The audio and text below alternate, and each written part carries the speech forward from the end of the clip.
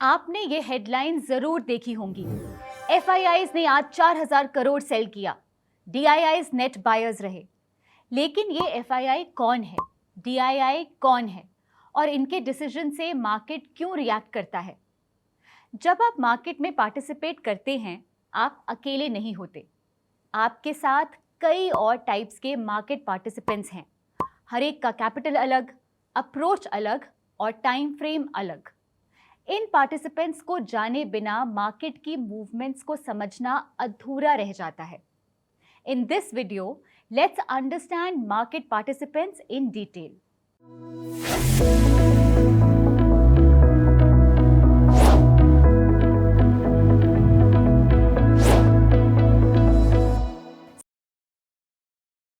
पिछले वीडियो में हमने समझा था कि स्टॉक मार्केट एक इलेक्ट्रॉनिक मार्केटप्लेस है जहां अलग अलग वेरिएबल से प्राइस बनता है। अब सवाल ये है, वो वेरिएबल्स और स्ट्रैटेजीज कहां से आ रही हैं? कौन है वो पार्टिसिपेंट्स जो रोज हजारों करोड़ का वॉल्यूम क्रिएट कर रहे हैं? ब्रॉडली मार्केट में 5 टाइप्स के मार्केट पार्टिसिपेंट्स हैं। हर एक का रोल, कैपिटल साइज और अप्रोच बिल्कुल अलग है। इन्हें समझना जरूरी है क्योंकि इनके कलेक्टिव एक्शंस ही मार्केट को डायरेक्शन देते हैं। पहला ग्रुप, रिटेल पार्टिसिपेंट्स। ये हम हैं, आप, मैं और करोड़्स ऑफ इंडिविजुअल्स जो अपना कैपिटल मार्केट में इन्वेस्ट या ट्रेड करते हैं।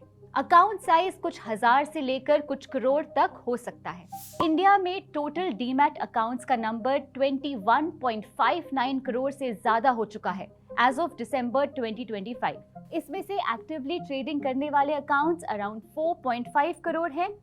ये नंबर्स तेजी से बढ़ रहे हैं, स्पेशली लास्ट 4-5 सालों में।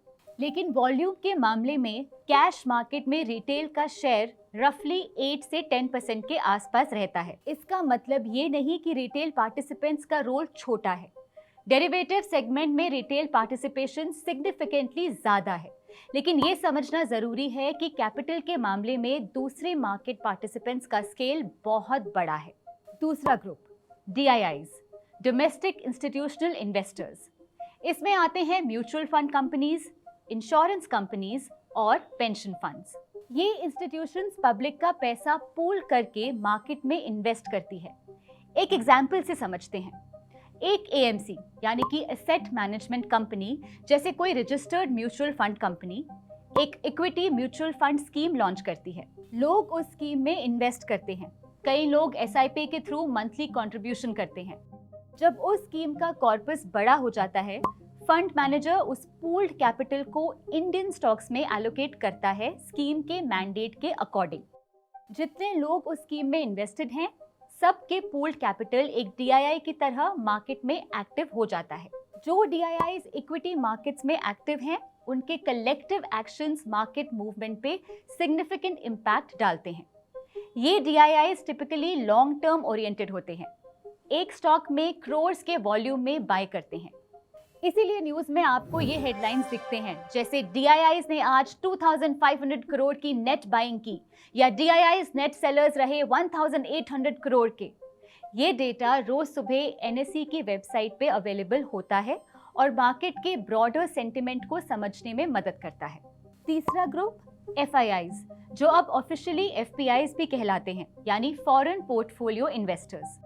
ये ग्लोबल इन्वेस्टमेंट फंड्स हैं जो इंडिया में इन्वेस्ट करते हैं।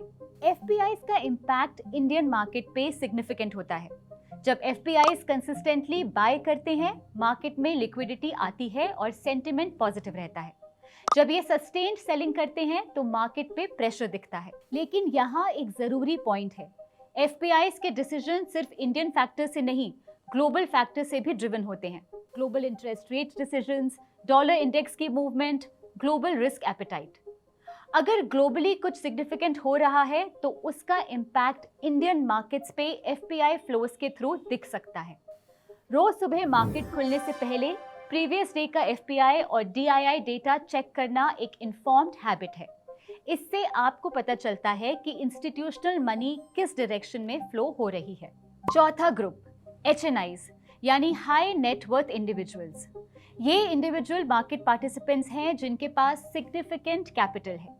ये अपना पैसा खुद मैनेज करते हैं या पोर्टफोलियो मैनेजमेंट सर्विस या पीएमएस यूज करते हैं। HNIs का इम्पैक्ट स्पेशली मिड कैप और स्मॉल कैप स्टॉक्स में ज्यादा दिखता है, क्योंकि वहां उनका कैपिटल स्टॉक के डेली वॉल्यूम के कंपैरिजन में काफी बड़ा हो सकता है।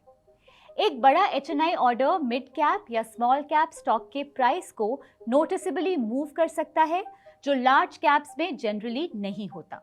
पांचवा ग्रुप, एल्गोरिथमिक मार्केट पार्टिसिपेंट्स। ये ह्यूमंस नहीं हैं, ये प्री प्रोग्राम्ड कंप्यूटर सिस्टम्स हैं जो मार्केट डेटा प्रोसेस करते हैं और ट्रेड्स एग्जीक्यूट करते हैं मिली सेकेंड्स में। कुछ algo strategies market making run करती हैं, मतलब बाय और सेल दोनों साइड पे कंटिन्यूअस ऑर्डर्स रखती हैं ताकि मार्केट में लिक्विडिटी बनी रहे। कुछ आर्बिट्रेज ढूंढती हैं, प्राइस डिफरेंसेस अक्रॉस एक्सचेंजेस, और कुछ मोमेंटम बेस्ड स्ट्रैटेजीज फॉलो करती हैं। NSE पे कैश मार्केट में एल्गो ट्रेड्स का शेयर अराउंड 57% है और FNO सेगमेंट में ये 70% से ज्यादा पहुंच चुका है फाइनेंशियल ईयर 2025-26 डेटा के अनुसार। ये एक सिग्निफिकेंट शेयर है। जब आप एक ऑर्डर प्लेस करते हैं, कई बार आपका काउंटर पार्टी एक एल्गोरिदम होता है। ये मार्केट की स्ट्रक्चरल रियलिटी है और इसे जानना जरूरी है। अब प्रैक्टिकल टेक अवे, ये सब जान के आप क्या करेंगे? पहला पॉइंट, मार्केट मूव्स का कॉन्टेक्स्ट। FPI और DII का डेली डेटा एक यूजफुल सिग्नल है। जिस दिन FPIs बड़े स्केल पे सेल कर रहे हैं और DIIs बाय कर रहे हैं या वाइसे वर्सा, ये मार्केट की डायरेक्शनल प्रेशर समझने में हेल्पफुल इनपुट बन सकता है। ये सिर्फ एक सिग्नल है, कंप्लीट पिक्चर नहीं। दूसरा, रियलिस्टिक पर्सपेक्टिव। जब आप एक ऑर्डर प्लेस करते हैं, आपके साथ मार्केट में इंस्टीट्यूशनल इन्वेस्टर्स, एल्गोरिदम्स और HNIs भी हैं। उनका स्केल अलग है। ये जानकर आप मार्केट का बिहेवियर बेटर फ्रेम कर सकते हैं। तीसरा, ये डेटा डेली रीडेबल है। FPI और DII नेट बाइंग या सेलिंग डेटा रोज NSE की वेबसाइट पे अवेलेबल होता है। इसे अपने एनालिसिस के एक इनपुट की तरह यूज कर सकते हैं, एक स्टार्टिंग ऑब्जर्वेशन पॉइंट की तरह। तो 5 टाइप्स के मार्केट पार्टिसिपेंट्स हैं।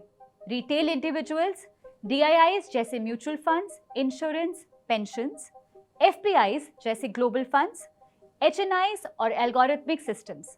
सबका कैपिटल अलग, टाइम फ्रेम अलग, अप्रोच अलग, और इन सब के कलेक्टिव डिसीजन से प्राइस बनता है। अब आपको पता है मार्केट में पार्टिसिपेट कौन कौन करता है, लेकिन अब एक नेचुरल सवाल आता है। जब आप अपने फोन पे बाय प्रेस करते हैं, बैकग्राउंड में क्या होता है? ऑर्डर जाता कहाँ है? मैच कैसे होता है? शेयर्स आपके अकाउंट में कब और कैसे पहुंचते हैं? अब नेक्स्ट वीडियो में ये पूरी जर्नी समझेंगे। अगर ये वीडियो हेल्पफुल लगा तो चैनल सब्सक्राइब कर लीजिए, वीडियो को लाइक कीजिए और कमेंट्स में बताइए आपके थॉट्स या हम आगे क्या कवर करें। और नोटिफिकेशंस ऑन कर लीजिए ताकि जब हम नेक्स्ट वीडियो अपलोड करें आपको पता चल जाए। Investment in securities market are subject to market risks. Read all the related documents carefully before investing.